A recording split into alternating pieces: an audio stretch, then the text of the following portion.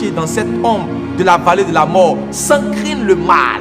Tu vas voyager sans trembler. On dit que ici là tout le monde passe, il doit faire accident. Toi tu passes sans faire accident. On dit que tout le monde rentre dans ce couloir là, il doit mourir. Toi tu rentres dans ce couloir, tu ne meurs pas. Pourquoi? Parce que réellement tu as compris que tu es un homme qui ne doit pas marcher selon le principe de la peur, mais qui doit marcher selon le principe de la foi. Un jour Jésus, je finis ce dernier point là, Jésus est arrivé dans le bastion de Hérode.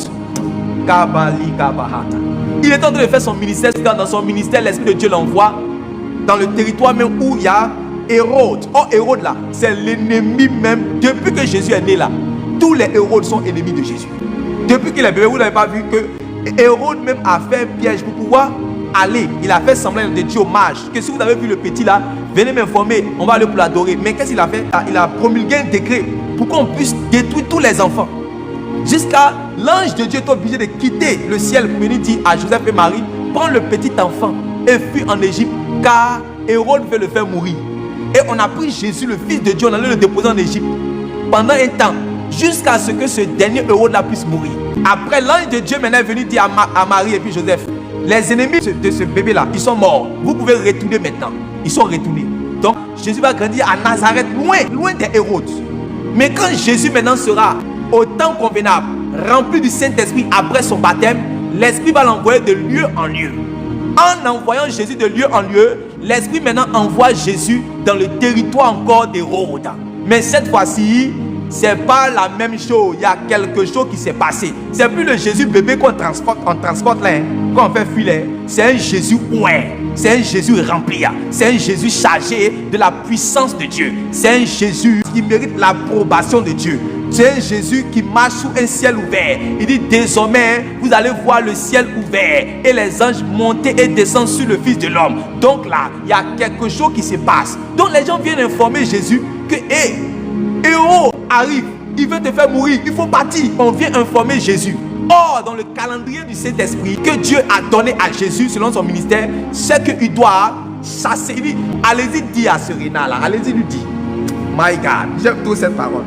Est-ce que vous savez que la vie chrétienne, nous la vivons sur un territoire hostile? Nous sommes dans le monde, nous vivons la vie chrétienne dans un territoire hostile. Voilà. Donc ne pensez pas que vous allez toujours avancer. Les gens ont l'habitude d'attaquer Jean-Baptiste pour dire que non, Jean-Baptiste là, il a quitté le désert. Que c'est parce qu'il a quitté le désert que sa tête a été coupée sur sa tête. Qu'il devait rester dans le désert, il n'allait pas avoir de problème. Écoutez, le monde entier là même dans lequel nous sommes, ça appartient à Satan. C'est dans ce monde là que nous vivons notre vie. Voilà. Jésus est arrivé à manifester la puissance de Dieu sur un territoire ennemi. Quelqu'un qui était Hérode qui voulait mettre fin à sa vie. Il dit quoi? Allez-y dire à ce Rénat, aujourd'hui je chasse les démons, demain je guéris les malades, le troisième jour j'aurai fini. Donc il a donné son programme. Et puis il dit que voici mon programme qui est là. Si les garçons, il n'est qu'à venir. En fait, chaque adversité, quand vous voyez les oppositions, quand vous voyez les féticheurs, les démons se manifester, sachez que c'est un tremplin pour manifester la gloire de Dieu. Ça veut dire que Dieu cherchait occasion maintenant où il va manifester sa gloire là. C'est là maintenant que c'est arrivé. C'est là maintenant ça arrivé. C'est-à-dire en plein programme, tu vois un esprit de démon guerrier qui se manifeste comme ça dans la foule. Et puis il dit, hey, je détruis ici, je ne sors pas. C'est là que Jésus veut glorifier son nom. C'est là qu'il veut montrer qu'il a le nom au-dessus de tous les noms. C'est là que tous les versets qui sont dans la parole vont commencer à s'allumer dans ton cœur. Et quand tu les cites, automatiquement la gloire de Dieu se manifeste. Pourquoi tu as peur? Pourquoi tu trembles? Tu gagneras ce combat. Tu es un homme spirituel. Tu dois fonctionner par la foi et non par la peur. Tu dois fonctionner par la détermination et non par la peur. Tu dois fonctionner par le courage et non par la frilosité. Les gens sont frileux. Dieu ne marche pas avec les frileux. Il dit, Gédéon, lève-toi. Va avec la force que tu as. Les gens ont toujours eu peur de cette entité que ton père a érigée comme autel là-bas et s'en mène toute la malédiction. Mais n'aie pas peur. Au milieu de la nuit, je te dirai ce que tu dois faire. Quand tu renverseras cet autel-là, automatiquement ma gloire va régner dans le pays à partir de la maison de ton père. À partir de ce moment, on a appelé Gédéon Jérubal. Ça veut dire que Baal n'est qu'à venir se défendre. Un homme a pu réellement attaquer une divinité à partir du moment où il a commencé à fonctionner selon le principe de la la foi.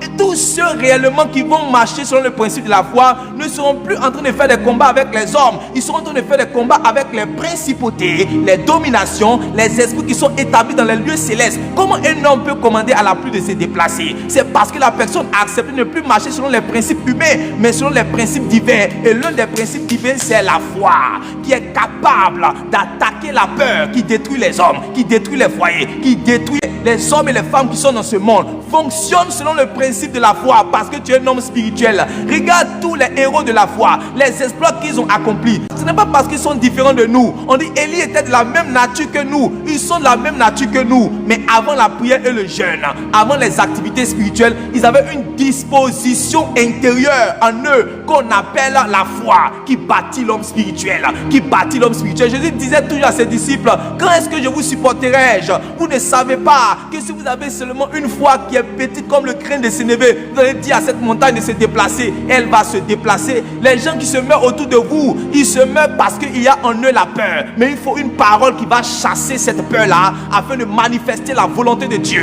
Et ce soir, pendant que tu dis Amen, je vois la peur quitter définitivement ta vie. La peur d'avancer là, ça quitte. Tu deviens comme ces 4 lépreux qui n'ont plus peur d'affronter la mort. Ils sont bons, ils disent avançons, avançons, avançons. Tiens ma main, je tiens ta main, avançons. Nous allons aller accomplir, nous allons aller récupérer nos promesses. Nous allons aller posséder nos possessions. Nous allons aller pour la gloire de l'Éternel. Avec Dieu, nous ferons des exploits. Il écrasera nos ennemis. Nous n'allons pas reculer. Un homme spirituel ne recule pas. Un homme spirituel avance. Un homme spirituel ne rebrousse pas chemin. Il ne fait pas demi-tour, car il avance avec l'Éternel. Ne fais pas demi-tour. Avance. Avance, loin de l'Éternel, avance, avance. Même si tu avais échoué hier, cette fois-ci tu n'échoues pas. Dieu veut voir le courage en toi. Dieu veut voir le courage en toi. Satan lui veut voir la peur. Tu n'as pas reçu un esprit de timidité. Tu n'as pas reçu un esprit de nonchalance. Tu n'as pas reçu un esprit de mort. Tu n'as pas reçu un esprit de tiédeur. Mais tu as reçu un esprit de force.